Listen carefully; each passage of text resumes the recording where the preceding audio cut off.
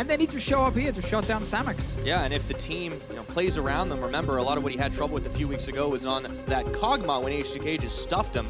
But this is a very different day now. Elise, Maokai both off the board for the Unicorns. Of course, the Zac followed through. Always a problem for Unicorns, I love that they can't really execute an Elise comp, so they're forced to ban it away on blue side, opening up another ban for the team on red side, meaning now with Zac, Caitlyn gone, I think these are the two must bans. Cho'Gath is up for debate. Some teams do not even want to touch him, other teams still want to ban him. Very, very mixed opinions on him as a champion. Let's see if Splyce are afraid of Cho'Gath. It seems not, and they leave it open. Now, more focus on that bottom side once again with Kalista ban, but Unicorns take the Cho. One of the teams who wants to play Cho'Gath very clearly. We've seen Vizicsacsi show the Cho'Gath top lane quite a few times. Fantastic games, you know, had that crazy game with like over 1,000 damage per minute. Yeah, I mean, I had the caveat it was against the Mysterious Monkeys. Splyce is a team of a different caliber, however, still has the potential to be dishing that serious damage. Now 5 seconds until Splyce get their lock in. Do they want to take the Xayah without the Rakan? They do. They do take it. It's of course been a great pick for Samux here in the EU LCS. Want to see what they're paired with. Tristana is the other AD carry we often look at to add mobility. I think picking Jarvan or Gragas in a first rotation on red side is super good. But there's also this third one that has appeared now, which is the Gnar. And the reason a lot of teams like to take him early is because some of his traditional counters, like at Jace, very few teams actually play Jace top lane and can execute him on the big stage. So teams kind of jump away from some of these traditional counters. But there is one man who plays Irelia. Oh boy. And he's hovering it right now, and it's worth mentioning because Vizicsacsi has taken this matchup before. Oh, and he just might do it again. But no, at the last thing, hey, it could still happen to Deficio, but instead they decide to go for the early LeBlanc lock-in. All right, he's still a chance here. There's still a chance. This Cho'Gath flexed into jungle. I know we don't normally talk about the hovers, but when it is Vizicsacsi's Irelia, then it is worth it because it actually would be a serious pick from them. They can still take the Cho'Gath top lane despite Gnar, obviously after a few items being annoying in the side lane split push. I think they're going to be fine with the Cho'Gath in that lane though for most of the early to mid game. Trundle coming in, technically still a flex pick. I'm looking at support Trundle more than anything instead of picking Trundle top against the Gnar. Yeah, I mean that's mostly where we started to see the Trundle come back as a counter pick to a support tank. However, Splyce haven't locked in their support just yet, so it's almost a gamble, you could say.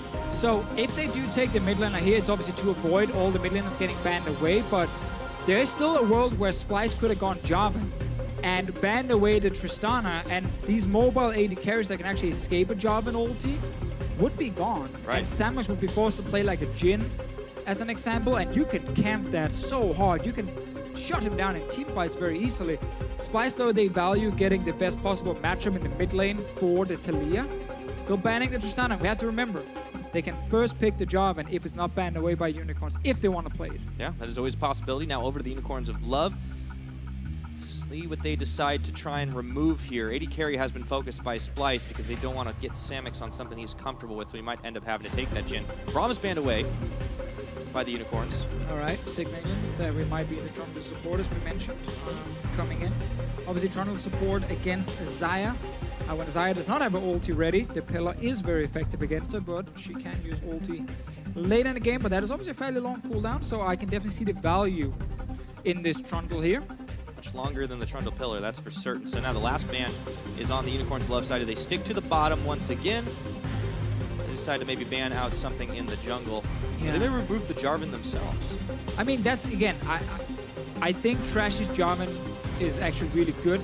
I like when he has a pick where he can be active in the early game with some safe ganks and then also actually be impactful in late game teamfights, which is what Jarvan brings. And with the Tristana ban, I just think it makes perfect sense to go for him. Only problem is your last pick in your support, but I don't think that's too bad in this meta because there's actually a lot of support counter picks right now. Like, think about it, Morgana and so on.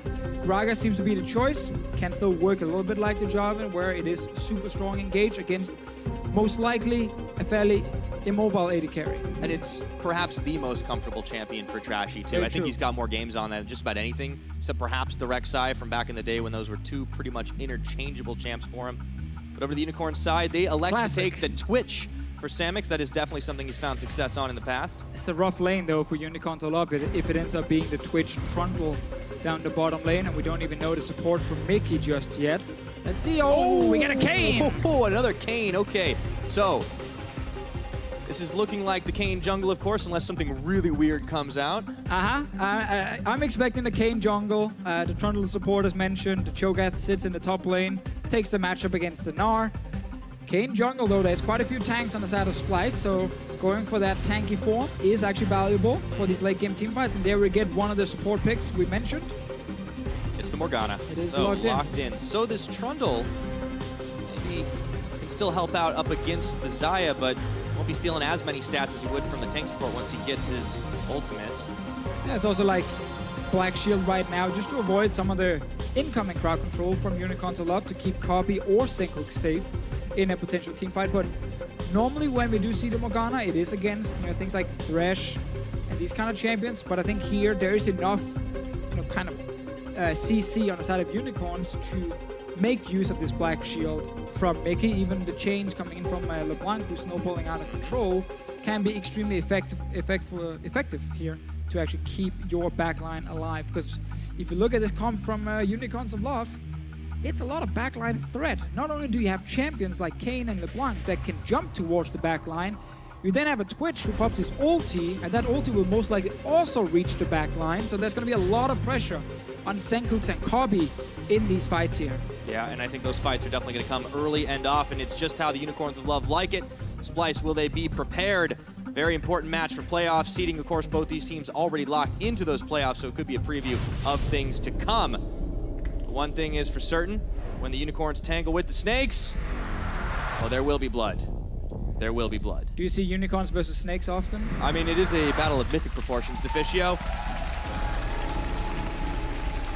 I think I can imagine how it's all going to go down, but will the Unicorns be able to dive the back line of Splyce? Will we see some answers? We're about to find out. We head on to Summoner's Rift for game number 1. And you said before, Pyro, how this game is so important for playoff seeding. And let's just picture a potential playoff bracket right now for both these teams. If you are the team ending in 3rd place in Group B, your first quarterfinal will be against either Fnatic or G2 eSports. You don't want that. You don't want to play those two teams early. You want to get through the quarterfinal to the semifinal, guaranteed top 4. You get to play in Paris as well. So getting that 3rd place is just, it's not the end of the world, but it's pretty close. It's pretty damn close. Getting a 2nd place where you get to play Misfits, who's been struggling lately instead, that's a big difference. Yeah, it's very, very important right now. And of course, it is still possible to contest for that 1st place spot, which is even more important because you can put yourself up into a situation where you don't have to play the quarterfinals at all. Obviously, if Unicorns win this one over Splyce, they're in better shape to try and knock off H2K for that spot. They'll, of course, meet in the final game of Week 10. Yep. But that is out in the future right now. It is all about Unicorns and Splyce. And Splyce, if they can get a win as well, that puts them ever closer to not having to face off against the likes of G2 or Fnatic. Into this game, though, it's a 5-point start. Nothing super tricky right now. Even Exileh is not going to be going deep. So instead, we are looking at the lane setups. Whenever you play Taliyah, you always have a reason to go towards the mid lane and put pressure. Because if you can actually get ahead as Taliyah and get the push in the lane, you can, once you hit level 6, start roaming and impacting the map. And that's obviously what she brings. You don't pick Taliyah to make the big 1v1 outplays. You pick her because you want to then go to the bot lane. And you want to make a play against a Twitch who's slow scaling, weak in the early game. Or Pirate, you want to go top lane where there's a Cho'Gath who's fat and slow. He's not going anywhere. You can CC and shut him down. Taliyah needs to be able to roam. If Splyce can get that off early enough, they can definitely start to shut down some of those threats. But, we want to talk about this Kayn, though, because Xerxe is moving into the enemy jungle right now. He might be able to take away this blue buff while Trashy is away. This is a champion that can have some pretty solid impact as well. And even in Rast form, those fights, he can sustain himself up through a lot of them. Exactly. So the Rast form, the tanky form for him, is the one that is best against these tanks because you can ulti a tank in a late game team fight. You can pop out, deal a bit of damage, but also heal. You can get so much HP back in these fights, so you want to dive in. Drop low, use your ulti, and once you get back out, you're almost back to full HP if you're onto a big tank in the late game. Yep. Also, the CC you do provide will set up Exileh, will set up Samux, for success. So I think that is definitely the form to go for if you are Xerxe. Mid lane, Kayn is where we saw the Shadow Assassin. You get more gold, there's more snowball potential. That's where you can go for the pure lethality build. And I think, Xerxe going in for the blue buff, gets the smite off. He actually starts on a 3 buff against Trashy. That is what you want to see, especially from a jungler who's honestly been struggling this split. Well, again, Xerxe trying to really find his form once again, as you just said here in the last few weeks. It's been tough. A lot of people also playing tank junglers. He couldn't really have the impact early game on Elise. They banned it this game, stepped away from the Kayn though. Fantastic clear speed. He's looking for another steal. Oh, he might give Trashy a real hard time right now as the smite comes down. Trashy does manage to secure them Krugs. Xerxe on level 4. He's looking to start hunting down some Gnar. Wunder backs away though. A 3-buff start right there, Pyra. Xerxe red buff into the enemy blue buff, and Trashy tried to mirror it, but obviously was much slower. Yeah. I mean, well, Trashy can jump walls, but only one at a time. Xerxe is in a whole different scenario. So yeah, this is looking great right now for the Unicorns jungler. And yeah, the struggles have definitely been tough for Xerxe this split. You can blame the meta, you can blame whatever you want, but I mean, it's worth noting that this guy handily earned the Rookie of the Split title. He was a fantastic jungler in spring. It's very, very true, but with a start like this one, where a little bit of luck is also involved, there was half a second on Trashy's smite, meaning obviously that Xerxe secures the blue buff and Trashy does not, but then you get that kind of start, suddenly you get ahead in levels and you start trying to take over the early game, and this could be the game for Xerxe to bounce back and show that dominant performance we're used to. Yeah, and Xerxe might start to focus on this mid lane too, because you know, you talked about Sencux needing to roam and make things happen in other lanes. For Unicorns, Exileh, he's going to always want to try to make that outplay, and if you get some help from Kayn, that's going to be huge. Very true. So you're talking about Exileh outplays. I also want to talk about the other solo laner on Unicorn side and outplays. He's a bit of trading bot lane, but the man in the top lane, Vizicsacsi, you mentioned him earlier already, Pyra. Like, we always have to look at him in these games. His stats are so interesting because, as you can see here, he's number 10 in quite some things and number 1 in some other things. Like, he dies the most at 15 minutes. Also gives up the most first bloods. But he, at the same time, has the best CS difference at 15 minutes. So because he plays so aggressive most of the time, he actually tends to get advantages. But he also then tends to get ganked and die and end up giving over some kills to the enemy team. So I guess Chachi and his playstyle, some good things and some bad things. He's a calculated player, though. I mean, the man is a chess master. I think for him, giving up a couple of deaths, it's like a few pawns on the board. He always gets something more for it. I was talking earlier about, you know, the damage he was able to dish out on Cho'Gath against the monkeys. I mean, if it works, it works. It works sometimes, and there are really other times where it backfires. Like, we have to remember, Unicorns of Love's early game is one of the worst in the EU LCS. Like, they fall really far behind in most of their games, and one of the reasons, well, you give up kills because you overextend in your mid lane, in your top lane. We've seen it time and time again. Let's actually see if Unicorns of Love in this game can get a better early game off to a good start with Xerxe. Well, and we're still keeping an eye on Xerxe to either snowball that mid or try to make something happen up top. He made a pass at it earlier on when he went up there, but now Wunder's got level 6. He's going to have the big Gnar available, and the Gnar bar, of course, is already finished. Does he wait for this to run out and then just try to run straight up to it? He's not level 6 either, so he doesn't have Rumble Crest pass. It's also tricky at this point. You always got to respect the counter gank. Xerxe is constantly looking for the Raptors, sneaking his way in, putting a ward here at the Raptor camp once again, so when it spawns, he might be able to contest it against Trashy. Exileh went for the sustain build in the mid lane, double Dark Seal, just to increase the HP he gets back from the Corruption Potion. I know that build well. The classic Singe I am a Singe main. Okay, here comes Xerxe. He's heading his way up to that top, and he's out. Well, that was a quick gank. Yeah. Was it even a gank? Does it count as gank? I mean, he was inside of the terrain for a good 2 seconds. I don't know what that counts as. It was clearly a commitment. As Samux eats another root, Hylissang's got to be careful. As you predicted, this bottom lane matchup a little bit rough for the Unicorns right now, but being pushed in, not always the worst thing in the world when you open up an opportunity for a jungle to maybe come down here as well. That is true, but you have to remember this tower is taking quite some damage, and soon Kobbe will hit level 6 as well to try and avoid a potential Kayn gank. So I think Splyce are very happy with this 2v2 lane and seeing that Twitch come in from Samux. Yep, oh, there's the big Gnar, throws Chachi in, and he's a lot bigger than the Cho'Gath right now in this game. 1 level advantage Wunder still has as he leads the minions marching in, down into Mega Gnar form, throws out the boomerang, dodging outside the range of those tower shots, and looks like that'll be the end of that as Chachi is forced under tower. But checking back in with the mid lane, Deficio, we talked about Taliyah and her need to make plays early to go around the map. When does this need to happen? I mean, you're not specifically in a rush because you're also against the champion on the other side that actually needs to roam around and be active on the map as well in the LeBlanc and really go for these roams here. Black Shield coming in from Mikyx to stop any sort of slow on the Kobbe. But basically both mid laners are looking to see if they can actually reach the side lane, if they can team up with the jungler and then go and execute a gank. Yeah, and Sencux, of course, has got his Merc Treads already, right? He's going to have some protection from Exileh, but he also has a lot more mobility at the moment. Of course, being Taliyah kind of gives you that opportunity too. No one else can really surf on rocks. That's very true, and I do love tier 2 boosts rushed on Taliyah. Were you going to say tier 2 rock surfing? I was. Because technically that's true. For a moment, I was like, could be a thing, but then I was like, you know what? It's not fun enough. And we'll send it back to the drawing board. I had that entire thought, even though it took me 5 seconds to say it, in my brain within 1 second. So I was actually just making that on the spot. I was literally. That's pretty fast, man. I just almost messed up saying tier 2 boots, so that's why I kind of paused. Well, now I feel bad because I feel like I just called you out. It's fine, Pyra. Okay. Who needs to speak English anyway? Yeah, it's overrated. Yeah, I mean, one day, all casting will be in Danish. Well, one day. I will be out of a job. Or you have to learn Danish. Wait, you're probably going to be out of a job. Yeah, you're out of a job. I hear you talk. When I hear you like talking to the Splyce guys backstage, I'm just like, I should understand this, but I don't. Yeah, you really shouldn't. It's not even a real language. That's the problem. We just kind of mumble some words and then we nod at each other and smile and be like, yes, I understand you. Okay, good. It's not just me then. All right.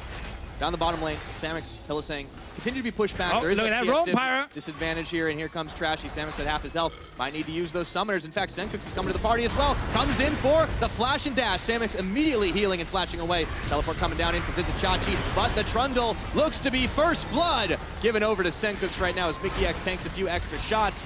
Sencux going forward for a few more rock volleys. Meanwhile, top lane at the moment, Xerxe is hovering around Wunder with almost full HP, but there's a feast on the side of Vizicsacsi. Let's see if anything happens before we talk about that bot lane play. Looks like they're getting ready to commit to this dive. Of course, he's sidestepped the vision, being able to go through the long path into the jungle, so Wunder might be baited into a false sense of security. He hops. There's the cooldown, and in comes Xerxe, bringing the minions right behind, and they are going to pincer on, but Xerxe is the one taking the tower shots. Doesn't matter. Umbral trespass, and he is out of there with Chachi getting the nom on. Very, very smart that Xerxe tanks the tower first to then reset the aggro, get some training in the mid lane as well, but that was just a good cross-map play from Unicorns. First was Splyce though, going to that bottom lane. They really wanted to get more than that 1 kill here, but Samux actually stayed alive, and so did the tower. Sure, they got Exileh's teleport, which is another small win, but when you invest this 4-man roam to the bottom lane, you really want to see the tower fall. Let's see what actually happens. Trashy ends up going in with full combo. Didn't even get to see his ulti. No one actually ended up really being under too much threat other than the poor Trundle. Yeah, I mean, that was a really nice play by the Unicorns. Not only survived that, but then, of course, to answer at the top, as you were saying. Get to see the extended replay at the end of it all. Xerxe clearly taking to this Kayn, and even giving the kill over to his top laner. So as it stands right now, we're dead even on the gold. Of course, it's just kills traded back and forth. I got it correct. And real quick, we did, of course, get Trashy's ulti flying out. It literally just knocked the guy straight into the wall he was already standing at, so that was obviously why. It didn't look that impactful, but helped with the damage. That's fair. Came in and when he did the combo, because he threw the ulti first and then body slam flashed after to make sure no one could flash away instantly. Yeah, I mean, critically, Samux was the one who got away from that one. Even if Hylissang died, sometimes support needs to do that. Uh-oh, he's rooted. And in comes Sencux throwing some rocks, and he gets a kill. Number 2 for himself right now as they throw Hylissang back towards them. This time, it's going to be Splyce looking to finish this tower, and Trashy's not going to let Hylissang get away. He dodges, but back to the tower. The barrel pops him right into Mikyx, and Kobbe is throwing the feathers out, but Mikyx gets the kill secure at the end of it all. It looks like Splyce is well on their way to the first tower. And we're getting the roams we wanted from that Taliyah Pyra down to the bottom lane again, and this is the problem for Unicorns of Love. When they draft this Twitch Trundle lane, they're gonna get pushed under their tower 24/7. If they don't leave the lane and try and lane swap, they will just get killed like this. Mid lane. Speaking of, Sencux, tries to predict where Exileh's gonna go, but he doesn't walk that way. Instead, they just settle for the trades. Barrier burnt, but nothing more. And so often, Pyra, we would see Unicorns of Love lane swap away from a bottom lane like this one. After the 5-minute mark, they just leave. They want to go top lane, trade turrets, and not risk this, you know, kind of setup where you can actually just get ganked multiple times. But they stayed bot lane. Twice we saw Sencux show up. He's now picked up 2 kills for himself. They get this bot lane tower and even defend the top lane. So it's a 1,500 gold lead suddenly for Splyce. You see it again, like, there's really nothing you can do once you've committed to stay in this lane as Samux and Hylissang, because you will just constantly get ganked by 3 to 4 to 5 members. And your team is not going to be able to help against these dives every time. No, it's a little bit rough right now. And yeah, Hylissang, I mean, nice dodge, buddy, but can't really do much else there. I'm not sure why he spent flash. I don't know if he thought he could maybe try and trade a kill or something, but he did dodge the binding at least. Yeah. I think saving it is probably better, but there's also a world where we're trying to buy time for Trashy to actually kill the top lane tower. I mean, it is worth comparing and contrasting Splyce and Unicorn's AD carries because they both have been fairly instrumental. But Kobbe, especially on the Xayah as well, he's actually looked pretty good. I think both AD carries are really good in late game teamfights. I think there's an edge for Kobbe and Mikyx in laning phase, but also because they pick more for the laning phase. But later on in the game, like most teamfights, Unicorns a lot rely on Samux to be the main damage dealer. Like Exileh often is a distraction, trying to just be as annoying as possible in fights, while Samux is the man who just opens up from, you know, either Twitch stealth or comes in from the flank. We've even seen that a few times with different AD carries, and then suddenly he turns the fight around in favor of Unicorns. And it's looking like it's likely to be one of those familiar situations for the Unicorns. They find themselves in a mid-game deficit here. Down 2,500 gold, and would you look at that, Splyce with their newly acquired Rift Herald, they're going to lead the minions charging straight here, and Hylissang might be here. I don't think he's going to be able to do a whole lot. The rest of Unicorns have to mobilize if they want to defend this. We're still alive for now, but it's taken a lot of damage. So this again been the classic Unicorns of love early game, where they pick, you know, a losing lane, like this Twitch here. They have to sacrifice it early. They didn't get a lane swap off, so they lose a tower and fall behind. And it's up to Splyce now to show that they can actually snowball this game, because we know once Samux hits the 2 and 3 items, that Unicorns a lot will look for these big team fights. And as we've seen from a lot of teams in Europe, if you then start messing up around Baron or a wrong tower dive, Samux picks up 3 kills, and then suddenly Unicorns a lot are right back in the game. Yeah, I mean, and this is the power of the Twitch and the power of Samux as well. So we want to see as it gets closer and closer. Right now, obviously, he's just sitting on the Cutlass and just kind of working his way towards his items. So, you know, that we need a little bit of time, obviously, but I think for the Unicorns, they're more than happy to try and buy that time for him because there always will be the late game team fights. We're also seeing Xerxe just spending a lot of time with Trashy, trying to always see if they can tower dive Wunder and just like kill him early. They're going for him again. Yeah, he's going to get the hop. He gets the double over the minion. And actually, Xerxe and Trashy are foiled right there. Nice play by Wunder. A little bait, buying some time. Xerxe actually stopped his recall, and this means now the top lane will get pushed in by Kobbe and Mikyx. They can roam to the mid lane where this tower is fairly low. Sadly for them, Sencux is not there just yet, but that is really the objective for Splyce. Push top lane with AD carry support, move them in towards the mid lane, set up vision in the enemy jungle, and then you will get this tower. Eventually, Unicorns will have to give it up or risk it dying because they don't have any control on the top side of the map. That's exactly what Splyce are doing right now. They were just waiting for Sencux to return from base. Sencux not had too much trouble, doing exactly what he needed to in this game. Starting off well by getting that pair of dives onto the bottom side. I wonder where he goes from here.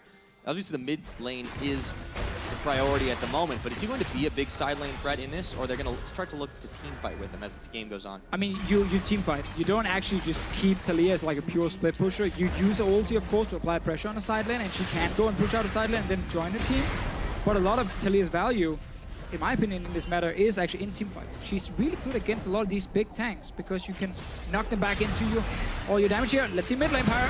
Speaking of knocking, whoa! Vizicsacsi takes a big bite out of Wunder, and he gets knocked right back into the tower. Meanwhile, this fight on 2 fronts with Kobbe and Mikyx dealing with Samux. The rest of the Unicorns right in the middle, though. They are very comfortable in this environment. This is their natural habitat, the mid lane. Yes, the classic Unicorns love mid lane. Xerxe spends so much time around Trashy. It allowed Trashy to hit level 11 here. He's strong for these fights, and good old Cho'Gath feast. I guess if your minion now is already low next to him, you will die. Samux might get caught. Yeah, Sencux building the wall, and he knew exactly where that Twitch was. Flash for flash, followed through.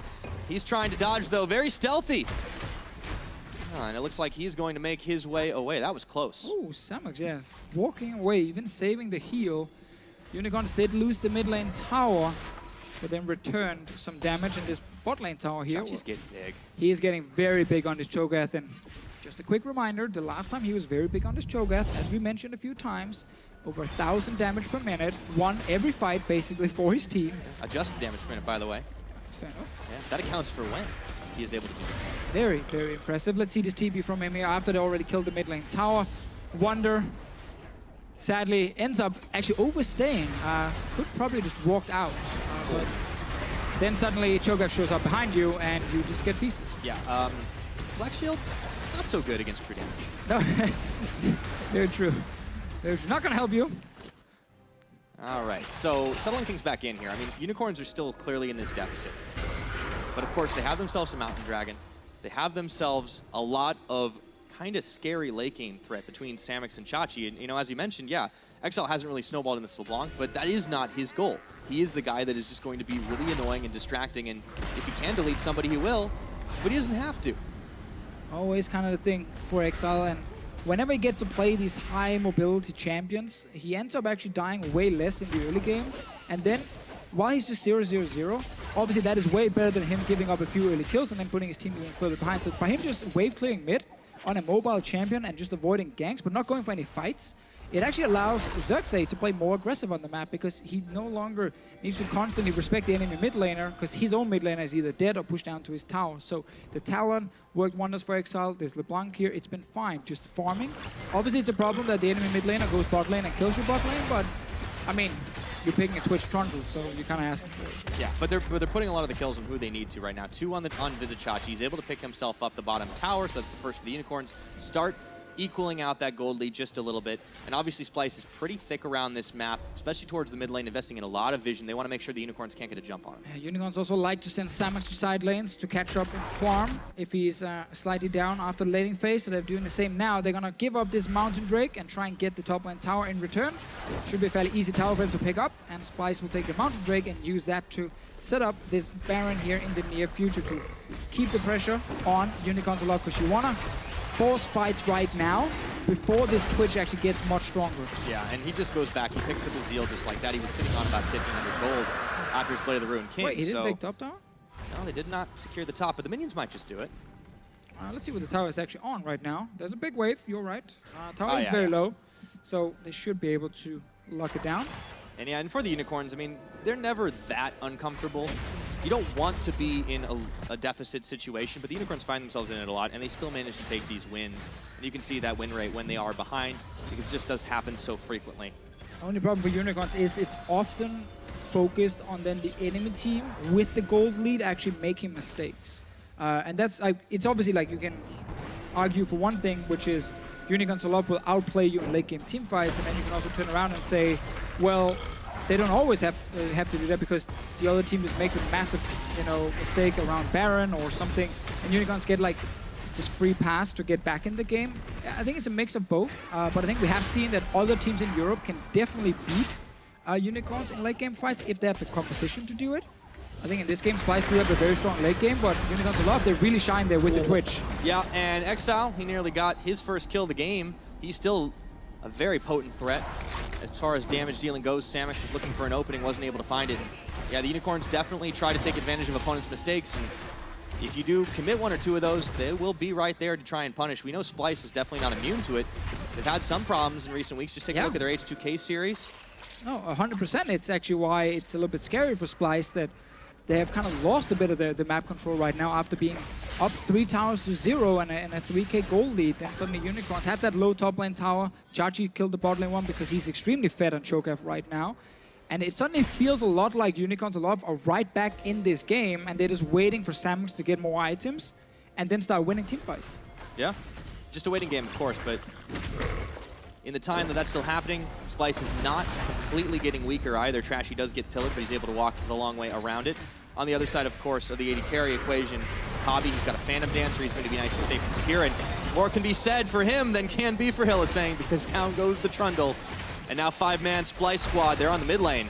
Nice pick right there from Splyce. There were so many wards, and Hylissang just walked over every single one of them, all alone in that mid lane, and just got caught out. We've seen that a few times. That happens quite often. Hylissang does not always respect enemy team vision. This is the kind of thing you can use as Splyce then to try and say, okay, what can we do? Is this just a full reset from Splyce where they won't lose anything? That's fine. Get all your control wards, start setting up around the Baron vision and see if you can actually force team fights against, still this 1.5 item Twitch. Seems like they just went for the full reset after getting the kill. Spend all the gold they had, and now they just need to go back and defend his mid lane tower with Sencux. Yeah, now they're on the mid. Sencux is going to have to flash away here, and I don't know if defense is going to be possible any longer. Trashy on the front, no, they do manage to get the pushback. A few more threaded volleys mean that Unicorns can't get it done with the minions they had at their disposal. Wunder rejoining the mid lane. Splyce They look to collapse around here, but they're trying to play on all 3 lanes, and Unicorns seem to be pretty single-minded in what they're trying to do right now. I mean, they really want to kill that last tower. And then it's a wide open map where it's just all about 5-on-5 team fighting against each other. Chachi in the mid lane, Pyra. Oh boy, it's the knock-up. Not going to happen. Flashing forward, Hylissang with the pillar and instantly exhaust down. Can they turn the fight? No, the big Gnar is distracting them as he gets 3 into the wall. Chachi going forward with the eat. Feral Scream to finish the kill. Meanwhile, Xerxe finishes off the Mega Gnar. And Trashy and Mikyx, they're scattered to the winds. Exileh splitting the uprights with the double chains. But it's not going to matter. Unicorns open a can of hurt. There is a big barrel, though, that Trashy's not going to back in, and he gets a belly bop for the shutdown. Good outplay there, and that Carnage will settle for the time being. I think Unicorns will claim the prize, though. They will get the mid lane tower, so they try to even out the gold here, but all Unicorns did there, they saw Xayah sitting in the top lane, and they're like, well, okay, she's top, she's not going to join the fight, and then they just rush straight at Splyce in the mid lane, knowing there was no flash on Sencux from before, and they end up getting quite a few kills, but obviously Trashy, in the end, returning the favor. Yeah, and so, this was without that big multiple item Twitch just yet, too. That's true. I mean, right now, Xayah is top lane, so Splyce really do not want to step forward in this mid lane. They just want to sit as far back as possible, but as soon as they just overextend a little bit, instant engage from Unicorns of Love. Chachi, of course, on the Fed. Cho'Gath getting the kill. Xerxe getting one as well. And then now it's actually all on Trashy, just making a very nice outplay. Otherwise, this would end up in multiple kills for Unicorns and a mid lane tower and nothing in return for Splyce. But big plays right there from the Gragas. I would say Chachi got a little greedy there. Just a little bit. Outplay by Trashy. He's trying again. Nice pillar. That could have been real bad right there. Although Vizicsacsi still taking a lot of damage, lands a big rupture. He is rooted in place, and Exileh is going to tag his way in, looking for Kobbe. There's the Featherstorm. Xerxe is right behind, and he goes in. Looking for one kill. The Umbral Trespass is on to Trashy. Kobbe's still alive until Xerxe takes one more Reaping Slash to the back of him. Now Trashy, he picks up Hylissang on the back of that one, but it's a double kill for the Kayn. And Xerxe starting to look big this game. 3-0-3. It is 6-6 in total kills. And the ARAMs keep coming. Yeah, it's just tons of fights in the mid lane. Unicorns of Love, they win another one. We just talked about how it felt like this game was just even when Unicorns of Love were down in gold because Splyce didn't really have a lot of pressure on the map. And suddenly Unicorns, they find fight after fight. And Chachi's not done. They keep on doing it. Now Trashy, he gets cut off by Xerxe. He's a little low on that health bar. He's got to be careful. The rest is Splyce. They've slipped through the fingers of the Unicorns, but Unicorns of Love are content to be able to push them back right now. Infernal Dragon spawning in a few seconds. That should be a pretty hot contest on this map. Right, is this game slowing down for a second or not, Pyra? Is that not I mean, it's really hard to tell. We're going from 60 to 59, maybe. All right. Let's see the replay. So Trashy trying to see if maybe he can catch either Chachi or Hylissang here, but didn't really seem like he actually wanted to fully commit when he did jump in, and now suddenly they find themselves in a top position where there's multiple guys flanking onto Kobbe, and the front line of Splyce is gone. It's not even there. Wunder was on his way, Trashy was on the other side of the lane, and Kobbe was just the target, and then Sencux follows. And when you are running with double tank, you need the tanks in the front taking the damage, and not the enemy carries like Kayn and LeBlanc just reaching that backline. And as we talked about in Champs League, Pyra, Unicorns of Love have so many ways of reaching Sencux and Kobbe in these fights, and they were always trying to do it in every single team fight. And unfortunately, they just didn't have enough tools on the Splyce side to try and contend with all of that backline threat. And also, the front line wasn't bad either. You saw Chachi was basically stopped for days there, and he just sat as a meat shield, tanked every feather from Kobbe, and didn't even blink. I'm going to try and squeeze this in now because they might not be fighting for at least a second. Ardent Sensor on Trundle. You might be at home thinking, why on earth would he do this? This doesn't make any sense. His keystone is Stoneborn Pact. When he pillars someone, he marks him with the Earth and Rune, and you can actually heal by hitting these champions. And that procs the Ardent Sensor.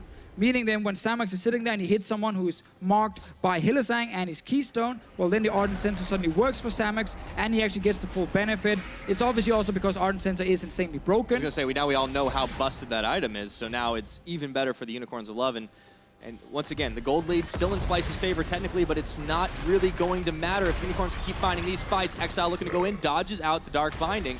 Decides maybe he doesn't want to fully commit right now. And the wall comes crumbling down. I love that you add the right now. It means in about 5 seconds, they do want to fully commit because this game is going to be pure team fights. I'm going to say about every second minute, we're going to have a new fight starting. Okay, 2 minutes from now. Yeah, we'll start the timer. And while we're in this relative downtime period, I want to take time to call out Unicorn Dad because he said they were going to play perfect macro for 53 minutes. I mean, so far, running mid lane, avoiding fights has actually succeeded for Unicorn's Love. Yes, the avoiding fight part is where he lied, because I do believe Unicorn's Love have forced about 5 fights so far in this game, and we are not even close to the 57 minutes? Yeah, he said. Well, we're 53, but we are really close to that 2-minute mark that you suggested they were going to be the next fight, and it might just be around this Baron pit. Of course, Unicorns of Love, they always want to bait this one out, see if they can get a fight out of Splyce. You get the 50-50 though, there's always the possibility of that smite steal away. Pillar on for Trashy.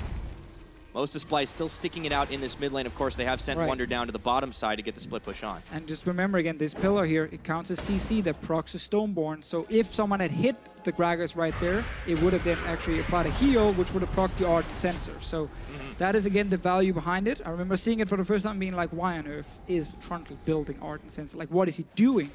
But it actually makes sense when you look at his keystone. Dug deeper into it, yeah. Of course, he's not the only one that's going to be able to sustain quite a lot. Vizicsacsi, he has the adaptive helm to complement his gargoyles as well as that Righteous Glory. So he is not only big, but he is running straight at Splyce. They want to fully commit to this fight. Featherstorm comes out, but a 2-man rupture. The barrel, it just knocks them into Splyce. They're perfectly happy with this one. Exileh, maybe not so much. Wunder on the backline, but he's only mini Gnar right now, flashing, and this is getting messy. Chachi trying to tank up the rest of Splyce, but he can't do it forever. Kobbe finally finds 1 kill, and Exileh, he's going to get knocked and bopped. Splyce find the fight. Was that within the 2 minutes? Almost, at least. Just about. I'll give you a pass for that one, Deficio. Whoa, the Gnar, and Xerxe wasn't expecting that one.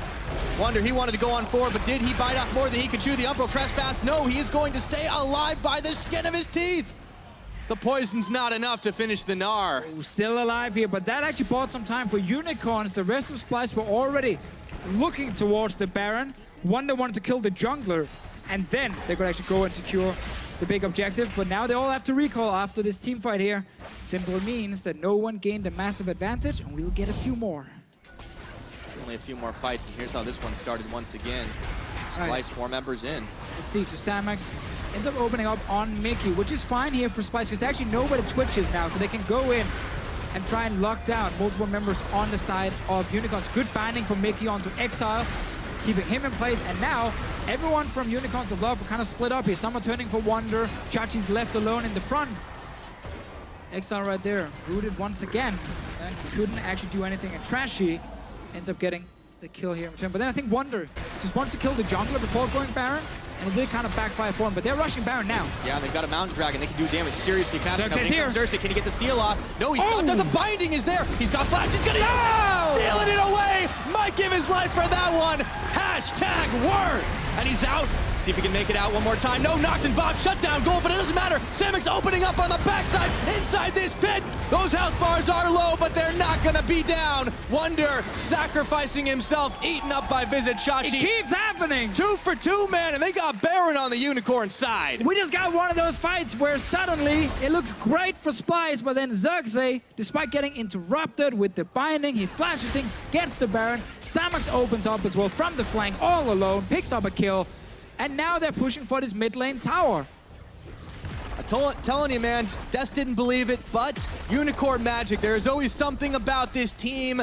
You can put them in a bad situation. They can win a bunch of fights. They'll still somehow find something crazy.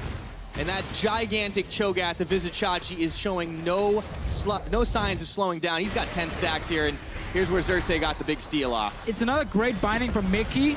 Trashy did have his ulti. If he could have maybe used it to knock Xerxe further away before he had a chance to flash into the pit, which could have worked, but it ends up backfiring, and Samux over there on the Twitch, the classic one, close your eyes, just shoot whatever's in front of you, That's see if you get a kill. That's why they call it spray and pray for sure. That is definitely why we call it spray and pray. I mean, that could have been a very different fight had Xerxe not gotten the Umbral Trespass off and then distracted the rest of Splyce, and yeah, look at that. The flanking Twitch with 7,000 damage. Classic. Well, that pretty much sums up the Unicorns.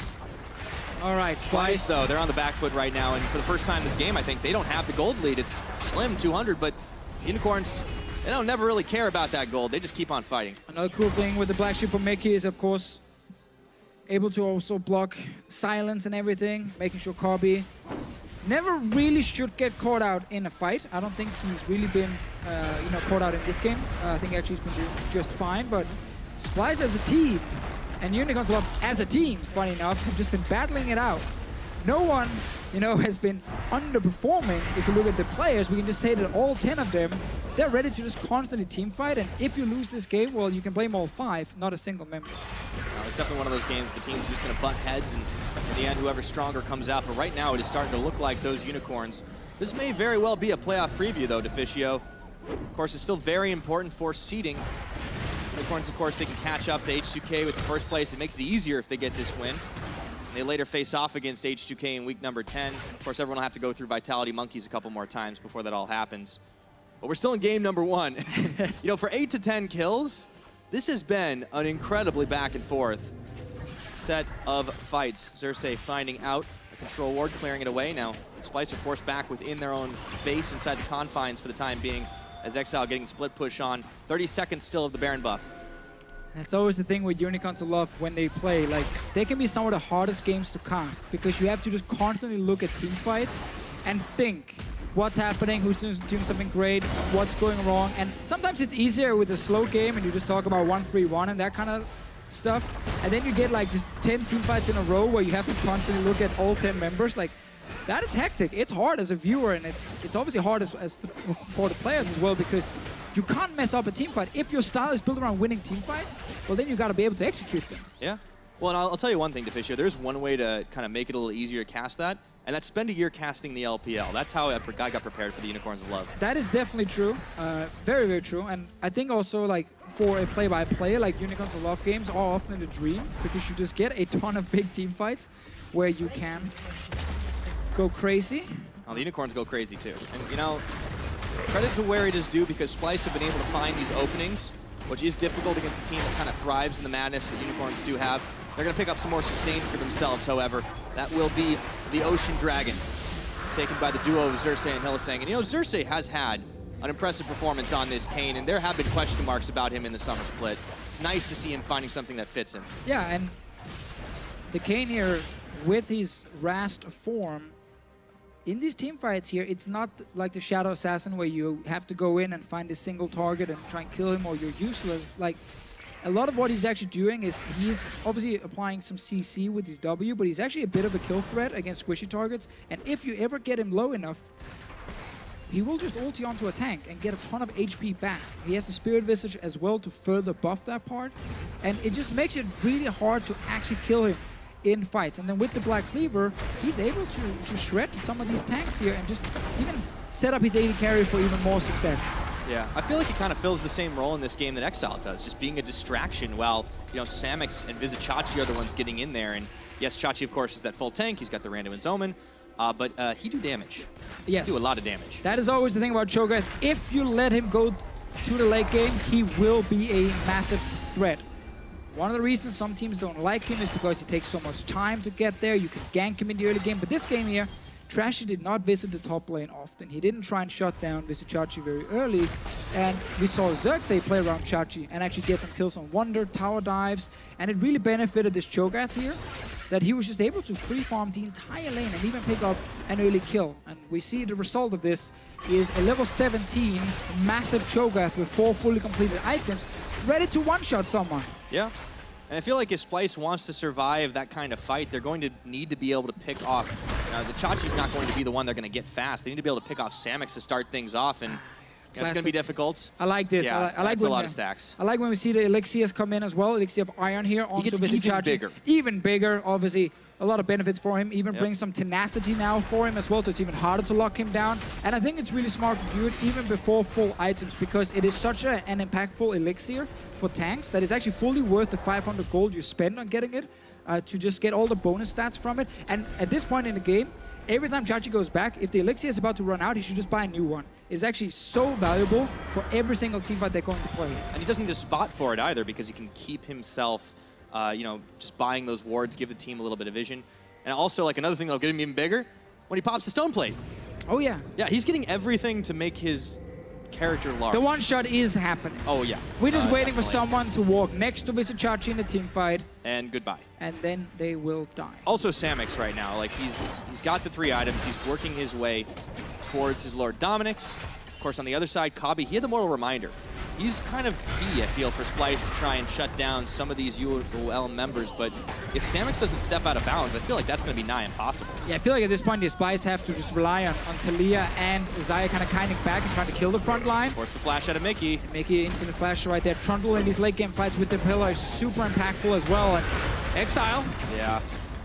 Man, this just doesn't feel fair. How do you fight against Godzilla? You just hit him enough times, and yeah. at some point he will die. That's rough. All right, Pillar, once again, Trashy, he's able to dash over it. Xerxe still hunting. No tower to fall back to here for Splyce unless they want to get back into their base. Remember, their minions pushing in the top. There's a wave crashing in the bottom. Unicorns of Love, they own this map right now, and they might have eyes for Baron, but this would be a 50-50. They need to bait Splyce into a fight first. Hylissang always checking first. Remember, the pillar will not give him vision in the brush when he uses it. It was removed, I believe, a patch or 2 ago. Baron is started. There's a feast on the side of Unicorns and the Smite. Yeah, Trashy, he wanted to go in, turn back around. He's going to need to find an angle in fast right now, but Trashy, he's being pushed back, interrupted, no chance to contest. The Baron gets eaten, but they might lose Hylissang for it. He's staying alive.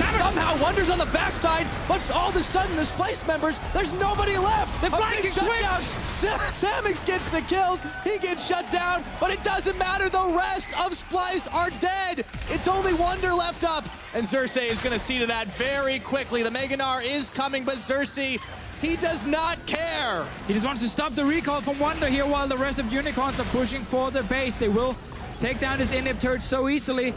I guess they are fighting, but just stop the recall. I mean, it doesn't matter. Humble Trespass, dodge out the rock throw, keep on dashing, throw in the scythe. No one saw the Splyce flash. are getting reaped. 39:45 on the clock. There are no members left to defend this base right now. Splyce, sayonara to these guys because the Unicorns of Love, they are still gunning for that first place spot in playoffs, and they have made one big statement here in game number 1 as they pile on the Nexus and take the series up 1-0. In the most classic Unicorns of Love way ever.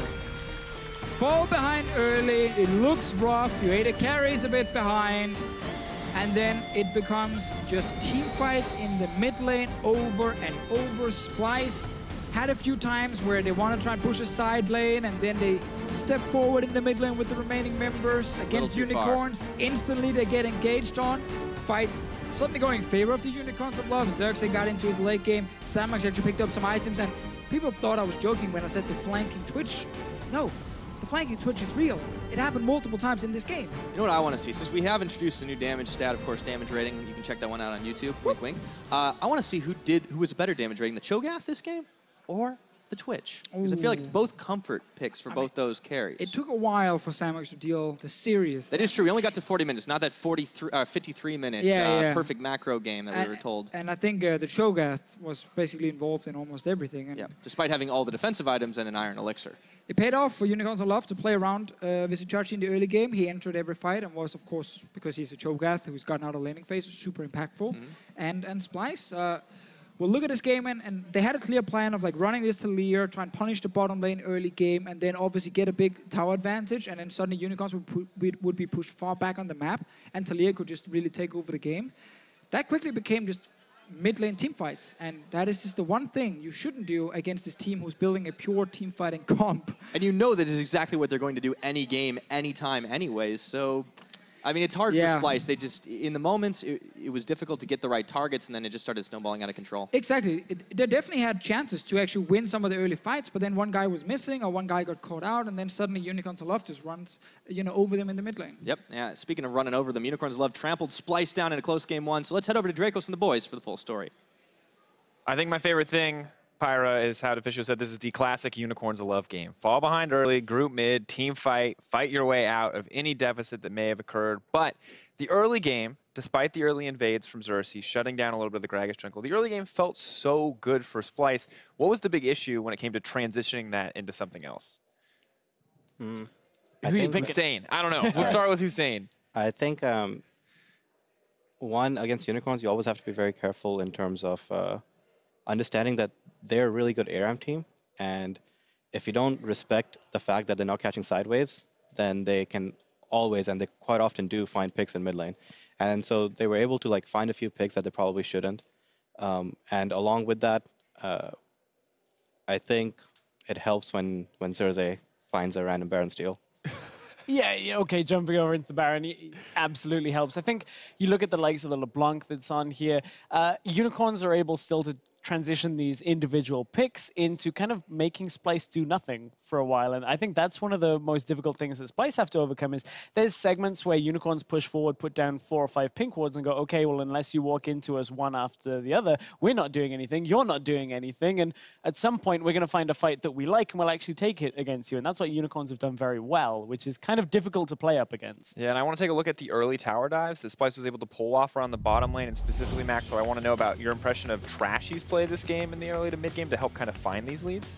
I think it was pretty good by Trashy to come back after that double blue buff steal and the golem, and he just contested his raptors and contested enemy raptors, so this was great.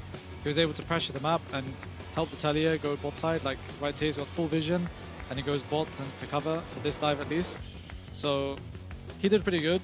They got ahead early. He kind of did his job, even though he shouldn't have. And yeah, I mean, it just kind of sucks that they lost.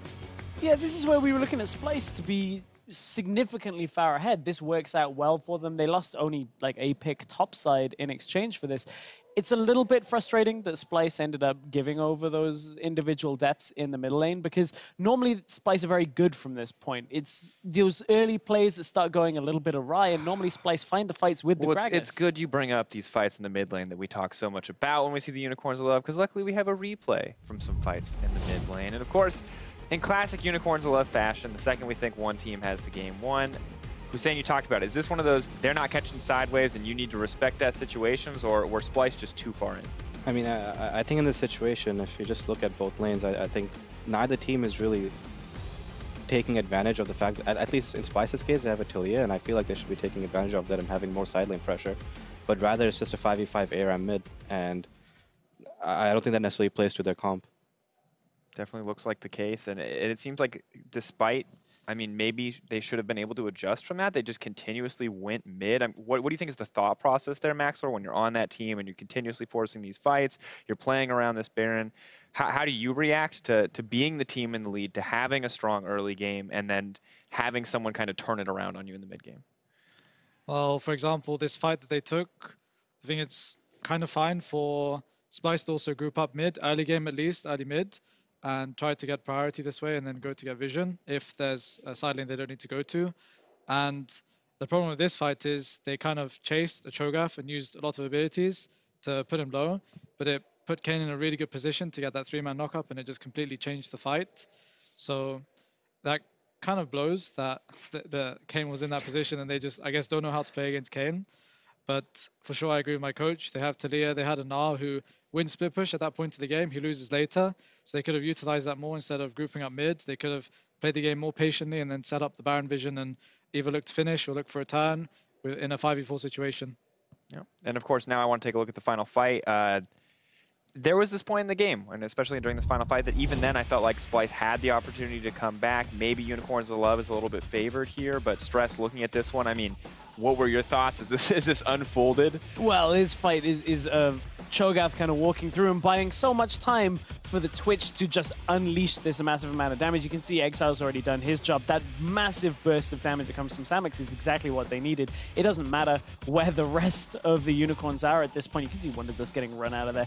And I think that's the most difficult thing, is these team fights are very tough for Splyce to take. Splyce want to basically hit their big ultimates and have won a team fight, and ta-da, that's the end of it. But when you can't find that Twitch early on, when Twitch gets all of this damage down to start the fight, suddenly Unicorns are the team with a lot more options.